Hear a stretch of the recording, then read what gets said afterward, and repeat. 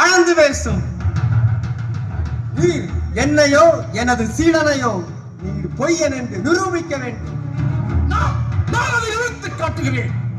அந்த அரிச்சந்திரன் வாயால் பொய் சொல்ல வைக்கிறேன். அரிச்சந்திரன் பொய் சொன்னார் என்று இந்த உலகம் அறிய வைப்பேன். அது உம்மால் முடியாது. ஏன் முடியாது? அந்த சக்தி உமக்கு கிடையாது. அவனுடைய அப்பனுக்காக இந்த சொர்க்கத்தையே நினைத்தவன் இந்த மித்திரன். ஞாபகம் இல்லையா? காலமும் உணர்ந்தவன் நான். அது உமக்கு ஞாபகம் இருக்கட்டும். சபதம் வைத்தால் நாம் மித்திரன் விஸ்வாமித்திரன். நினைப்பது போல் நடந்தால் நான் வசிஷ்டன் அல்ல. அப்படியே நான் தோல்வி அடைத்தால் என் தவத்தின் பாதியை அரிச்சந்திரனுக்கு கொடுத்து விடுகிறேன்.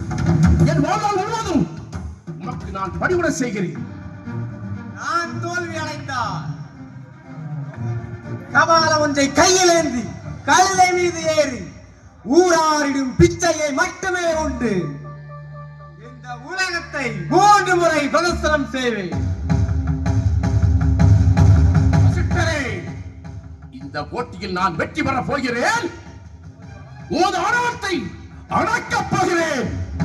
இந்த மித்திரன் யார் என்பதை இந்த உலகிற்கு பறைசாற்றப் போகிறேன். நீ இதற்கும் தீர்த்த யாத்திரை செல்வதற்கு தயாராக இரு.